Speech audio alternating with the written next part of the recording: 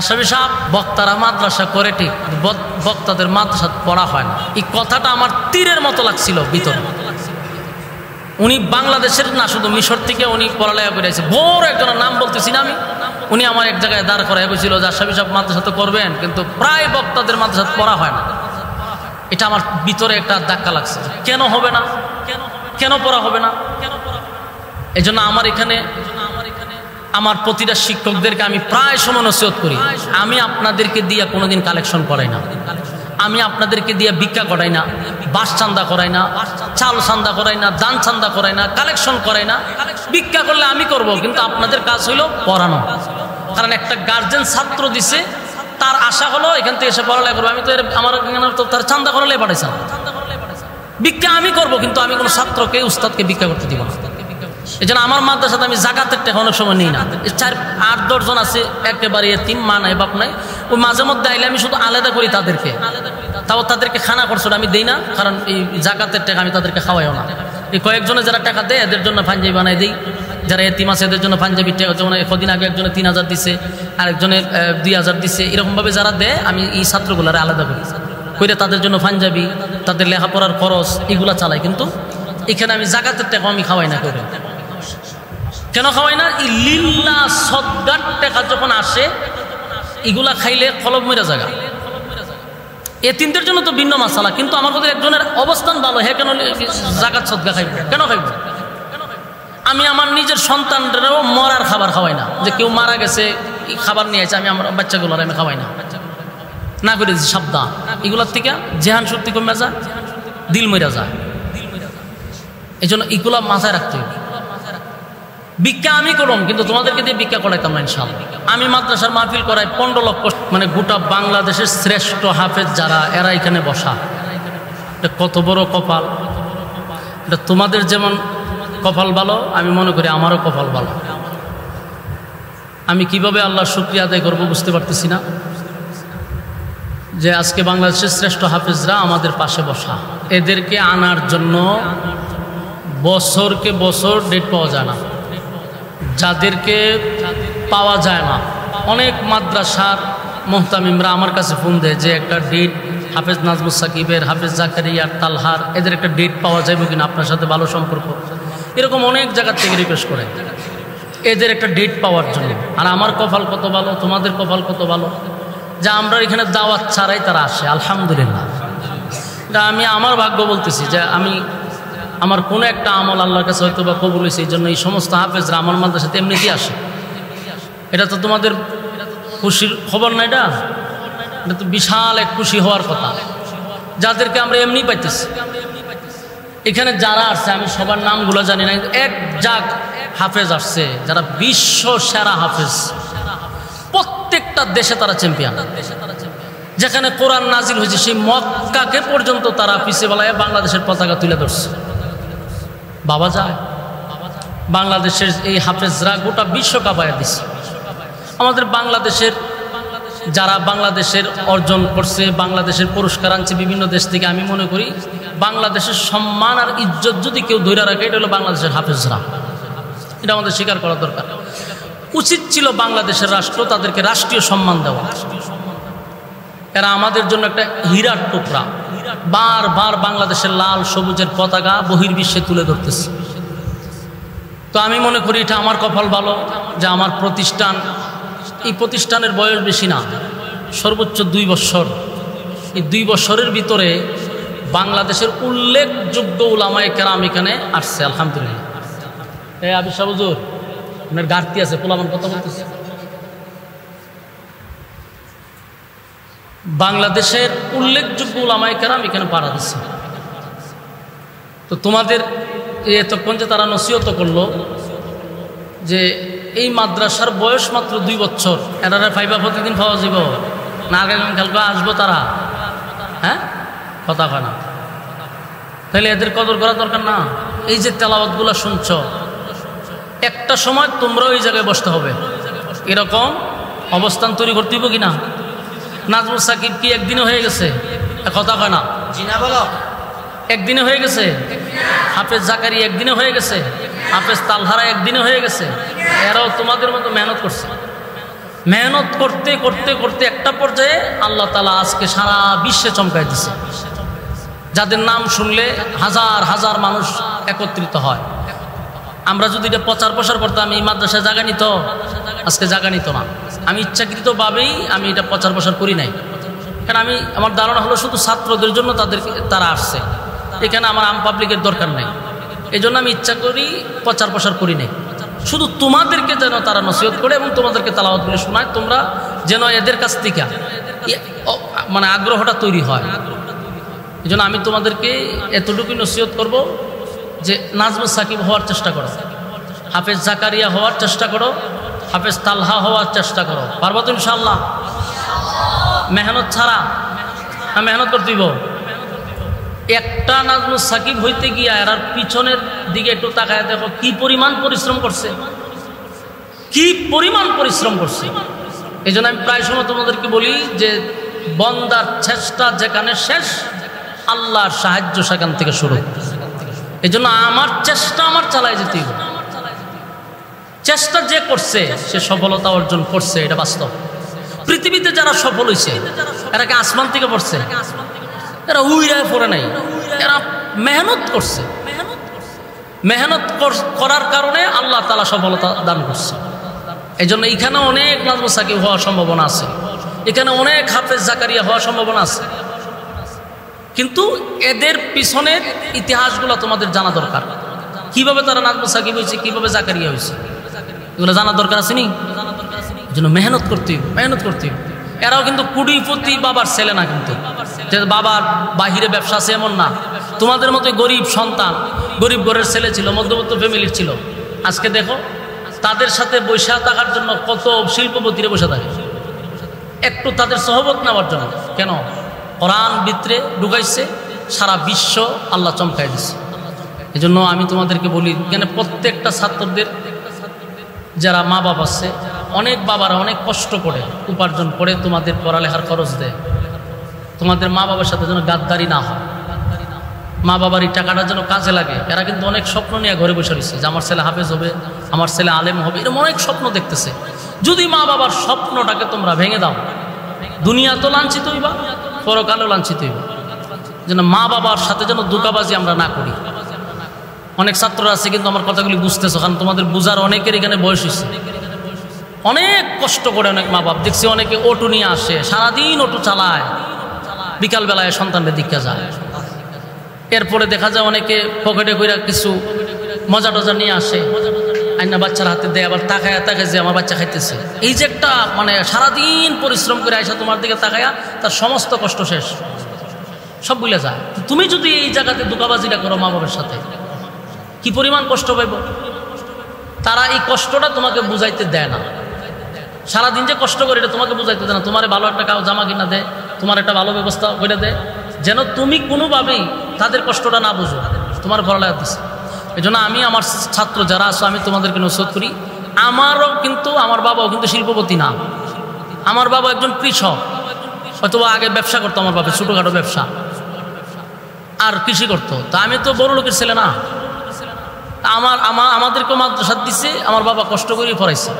হয়তো আমি ভালো ছাত্র হইতে পারছি না, এটা আমার ব্যর্থতা, পারছি না, পিছু টান ছিল ফ্যামিলির, ভালো হাফেজ হইতে পারছি না, ভালো আলেম হইতে পারছি না। কিন্তু আমি চাই আমার ছাত্র, আমার সন্তান যেন যোগ্য আলেম হয়, যোগ্য হাফেজ হয়।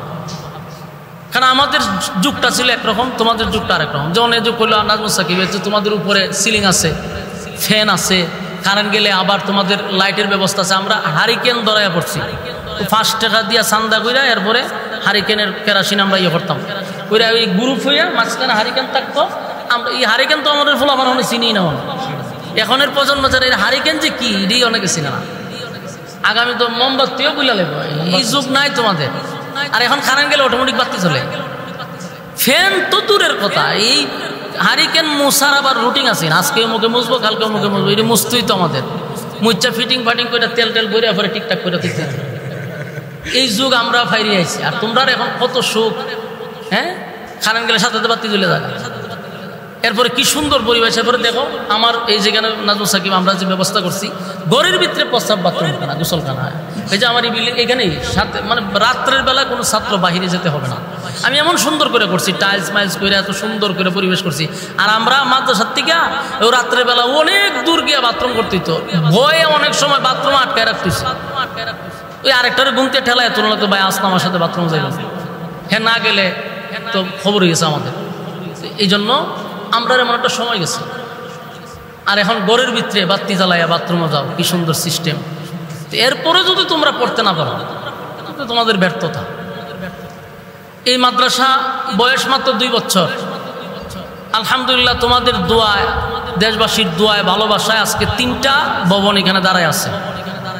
এবং আমি ছোট্ট একটা মানুষ, এলেম নাই, আমল নাই, যোগ্যতা নাই, কিছু নাই, কিন্তু আমার চেষ্টাটুকু আমি চালায় যাচ্ছি। কারণ আমি এটা জানি যে আমার চেষ্টা যেখানে শেষ আল্লাহ সাহায্য শুরু। তাই আমি চেষ্টা শুরু করছিলাম। আল্লাহ তাআলা কিন্তু একটা পর্যায়ে নিছে, মাদ্রাসা এরকমটা হবে আমিও ভাবি নাই। আজকে তোমরা 100% জায়গার মধ্যে দাঁড়িয়ে আছো, অথচ এখানে 100 জায়গা ছিল না। আমি 100% জায়গার মধ্যে আজকে আমি তোমাদেরকে বসায় রাখছি। বিশাল এরিয়া হয়েছে, একদিনে হয়ে গেছে। তবে আমি মনে করি এটা খুব দ্রুত হয়ে গেছে। আল্লাহ তাআলা এত দ্রুত করছে মানে কল্পনার বাইরে। দেশবাসীর একটা মহব্বত, ভালোবাসা আমার, আমি ব্যক্তির উপরে না থাকুক কিন্তু প্রতিষ্ঠানের প্রতি বাংলাদেশের অনেক মানুষের ভালোবাসা আছে। বিশেষ করে উলামায়ে কেরাম, আমার ব্যক্তি আশরাফির বিরোধিতা থাকতে পারে কিন্তু প্রতিষ্ঠানের ব্যাপারে কোনো বক্তব্য নাই। সবাই এই প্রতিষ্ঠানের মহব্বত করে, সাধারণ পাবলিক থেকে নিয়ে উলামায়ে কেরাম পর্যন্ত এই মাদ্রাসার প্রতি তাদের একটা নেক নজর আছে। আর তোমাদের ভাগ্য কত ভালো, এখানে বাংলাদেশের উল্লেখযোগ্য আলেমরা এখানে আসে। বহুত বড় কপাল নিয়ে তোমরা জন্মগ্রহণ করছো। এই পর্যন্ত মাদ্রাসায় 4 বার হেলিকপ্টার আমি লামাইছি। আল্লাহ লামাইছে না, আমরা তো হেলিকপ্টারই দেখছি না জীবনে। আর এখন মাদ্রাসাতে হেলিকপ্টার লামাই, হেলিকপ্টার কি তো দেখছি না জীবনে। একটা উড়ে গেলে এটা সারা গ্রামের মানুষ হয়ে দেখতে উঠে দিয়ে। আর এখন আমরা মাদ্রাসাতে এলাম, আলহামদুলিল্লাহ। এটা সব কিছু আল্লাহ তাআলার পক্ষ থেকে হয়েছে। এই জন্য আমার কত হইল, আমার একজন লোক বাংলাদেশের উল্লেখযোগ্য একজন আলেম একটা কথা বলছিল, আশরাফি সাহেব, বক্তারা মাদ্রাসা করে ঠিক, কিন্তু বক্তাদের মাদ্রাসা পড়া হয় না। এই কথাটা আমার তীরের মতো লাগছিল ভিতরে। উনি বাংলাদেশের না, শুধু মিশর থেকে উনি পড়ালেখা করে আসছে। বড় একজনের নাম বলতেছি না আমি, উনি আমার এক জায়গায় দাঁড় করাই বলছিল যে আশরাফি সাহেব মাদ্রাসা তো করবেন কিন্তু প্রায় বক্তাদের মাদ্রাসা পড়া হয় না। এটা আমার ভিতরে একটা ধাক্কা লাগছে, কেন হবে না, কেন পড়া হবে না। এই জন্য আমার এখানে আমার প্রতিটা শিক্ষকদেরকে আমি প্রায় সময় নসিহত করি, আমি আপনাদেরকে দিয়ে কোনোদিন কালেকশন করাই না, আমি আপনাদেরকে দিয়ে ভিক্ষা করাই না, বাস চান্দা করাই না, চাল চান্দা করাই না, দান চান্দা করাই না, কালেকশন করাই না। ভিক্ষা করলে আমি করব, কিন্তু আপনাদের কাজ হইল পড়ানো। কারণ একটা গার্জেন ছাত্র দিছে, তার আশা হলো এখান থেকে এসে পড়ালেখা করবো। আমি তো আমার তো তার চান্দা করালে পাঠাইছেন, ভিক্ষা আমি করব, কিন্তু আমি কোনো ছাত্রকে, উস্তাদকে ভিক্ষা করতে দিব না। এই জন্য আমার মাদ্রাসাতে আমি জাকাতের টাকা অনেক সময় নিই না। 4-8-10 জন আছে একেবারে এতিম, মা নাই বাপ নাই, ওই মাঝে মধ্যে আইলে আমি শুধু আলাদা করি তাদেরকে, তাও তাদেরকে খানা খরচটা আমি দিই না, কারণ এই জাকাতের টাকা আমি তাদেরকে খাওয়াইও না। এই কয়েকজনে যারা টাকা দেয় এদের জন্য পাঞ্জাবি বানাই দিই, যারা এতিম আছে এদের জন্য পাঞ্জাবি টাকা, যেমন কদিন আগে একজনে 3000 দিছে, আরেকজনের 2000 দিছে, এরকমভাবে যারা দেয় আমি এই ছাত্রগুলারে আলাদা করি, করে তাদের জন্য পাঞ্জাবি, তাদের লেখাপড়ার খরচ এগুলা চালাই। কিন্তু এখানে আমি জাকাতের টাকা আমি খাওয়াই না। করে কেন খাওয়াই না? এই লিল্লাহ সদকার টাকা যখন আসে এগুলা খাইলে কলব মেরা জায়গা। এতিমদের জন্য তো ভিন্ন মাসালা, কিন্তু আমার কাছে একজনের অবস্থান ভালো, হ্যাঁ কেন জাকাত সদকা খাইব, কেন খাইব?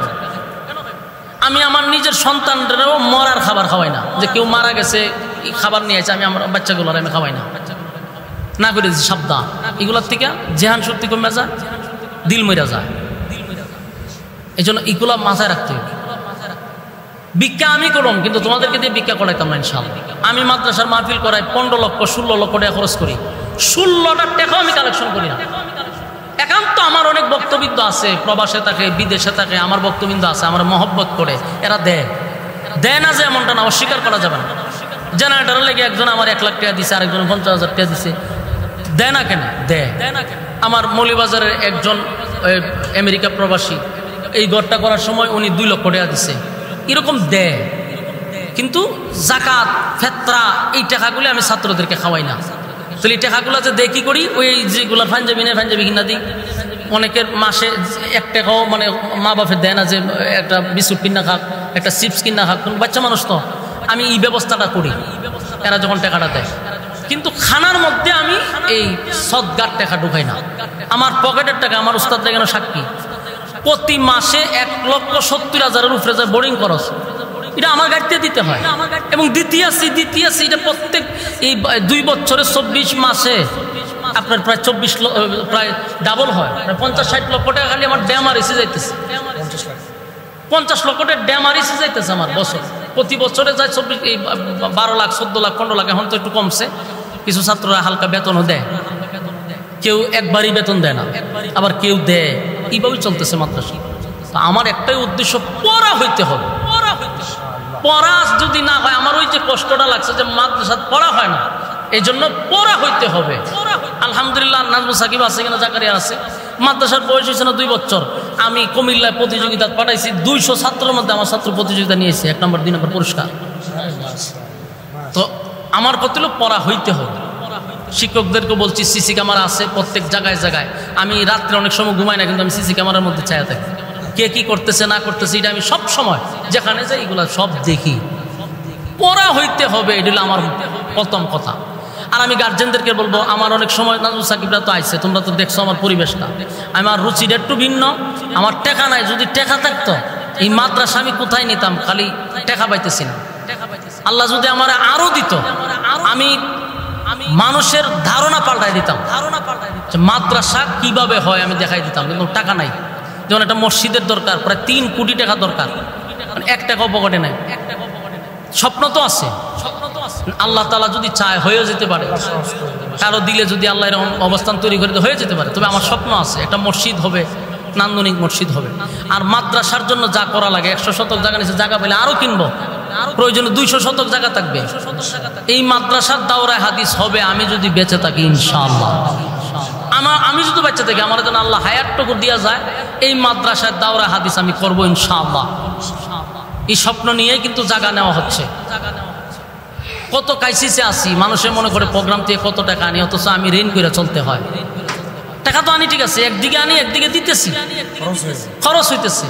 একটা মাদ্রাসা চালানো, নির্মাণাধীন কাজ করা, জায়গা 100 শতক জায়গা কিনা, 3টা ভবন করা, 10 জন শিক্ষক এখানে, 10 জন শিক্ষক। এবং আলহামদুলিল্লাহ আমি এটা গর্ব করে বলতে পারি, মাতুব্বর থানার মধ্যে শিক্ষকের বেতন থাকলে আমার এখানে আছে বেশি। সবচেয়ে ভালো বেতন দেওয়ার চেষ্টা করি। শিক্ষকদেরকে বলছি আপনারা আরো মেহনত করেন, বেতন আরো বাড়াবো। তবে আমার একটাই উদ্দেশ্য ছিল, তোমরা পড়তেই হবে। আমার এই আশাটুকু তোমরা পূরণ করবো তো ইনশাআল্লাহ। ইনশাআল্লাহ তোমরা দেখা দিবা যে আপনার স্বপ্নকে বাস্তবায়ন করবো আমরা ইনশাআল্লাহ। ইনশাআল্লাহ পারবা ইনশাআল্লাহ। আমরাও গ্রামের ছেলে, আমরা পারছি, তোমরা কেন পারবা না? তোমাদের উস্তাদের স্বপ্নকে পূরণ করবো তো ইনশাআল্লাহ। এই যে তোমরা যদি স্বপ্নটা পূরণ করো তো আমি সার্থক। আমার যত কষ্ট আছে এই কষ্ট থাকবে না ইনশাআল্লাহ। যখন আমার একটা ছাত্র আন্তর্জাতিক মানের প্রতিযোগিতায় যাবে, তা আমার পিছনের যত টানাটানি আছে, যত কিছু করতেছি কষ্ট, সব মুছে যাবে ইনশাআল্লাহ। এই জন্য পড়তে হবে। আমি পড়তে পারছি না, নিজে ভালো আলেম হইতে পারছি না, ভালো হাফেজ হইতে পারছি না, ভালো বক্তা হইতে পারছি না, কিন্তু আমি চাই আমার ছাত্রগুলা যেন বাংলাদেশের উল্লেখযোগ্য ব্যক্তি হয় ইনশাআল্লাহ। মেহনত করতে হবে, মেহনত। অনেক লম্বা কথা কইলিছি, কারণ আবেগ তো আর অনেক কথা আছে। তো শেষ একটা কথাই বলবো, অনেক গার্জিয়ানরা শহরমুখী হচ্ছে, কিন্তু যখন আমরা নাজমুল সাকিবেরা সবাই তো শহরে দিয়ে দিচ্ছে মাদ্রাসা, তো মানুষ জায়গা শহরে। এখানে শহরের কি নাই আমি শুধু গার্জিয়ানদের বুঝাইতে চাই। শহরের কি নাই এখানে? সুন্দর একটা হলরুম আছে, বাথরুম আছে, গোসলখানা আছে, খেলার মাঠ আছে। শহরে খেলার মাঠ নাই, খেলার মাঠ তো শহরে নাই। ছাত্রগুলো অনেক সময় প্রতিবন্ধী জায়গায় এই বন্দি থাকতে শহরের চাইতে এখানে সুন্দর বেশি। এবং আমি সব রাখছি আলহামদুলিল্লাহ। আমার কিছুদিনের ভিতরে আমাদের মাদ্রাসার চতুর্দিক দিয়ে বাউন্ডারি থাকবে, সিকিউরিটি গার্ড থাকবে, আল্লাহ যদি চাই হয়ে যাবে।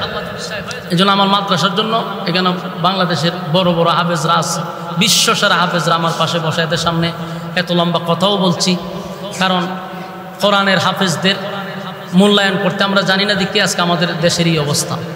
আমরা যদি কোরআনকে সম্মান দিতাম এই বাংলাদেশ আজকে কোথায় থাকতো? আমরা এদের জন্য দোয়া করি। এই হাফেজ নাজমুস সাকিব, হাফেজ জাকারিয়া, হাফেজ তালহা, আরও যারা আছে নাম জানি না অনেকের, এরা আমাদের বাংলাদেশের সম্পদ। হাফেজ তাকরিম, হ্যাঁ, এরা বাংলাদেশের সম্পদ। তো এই সম্পদগুলোকে আমরা মানে সম্মান দিতে হবে। এদের যতটুকু সম্মান দেওয়ার দরকার আমরা অতটুকু সম্মান দিতে পারতেছি না, এটা আমাদের ব্যর্থতা। আল্লাহ তাআলা তাদের আমলে এলিমে বরকত দান করে, সকলে বলে আমিন। এখন যে বিষয়টা এটা হলো, আমাদের মাদ্রাসায় পরীক্ষা হয়েছে, তো পরীক্ষার বন্ধ দেওয়ার কথা ছিল শুক্রবারে।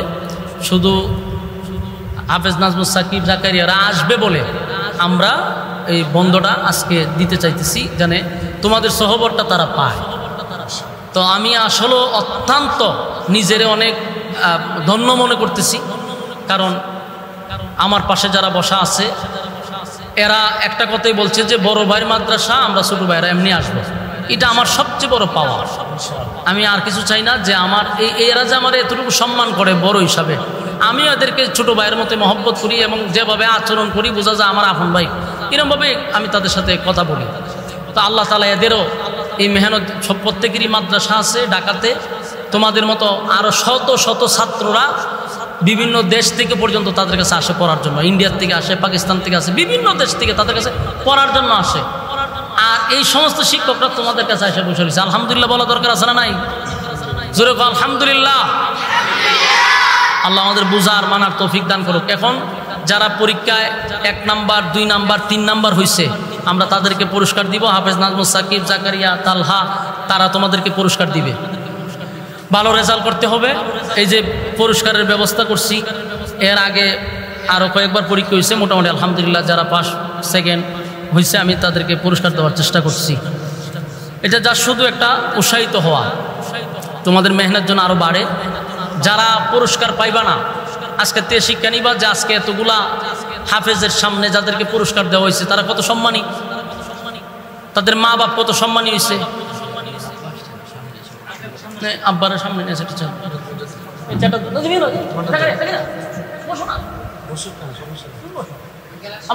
সামনে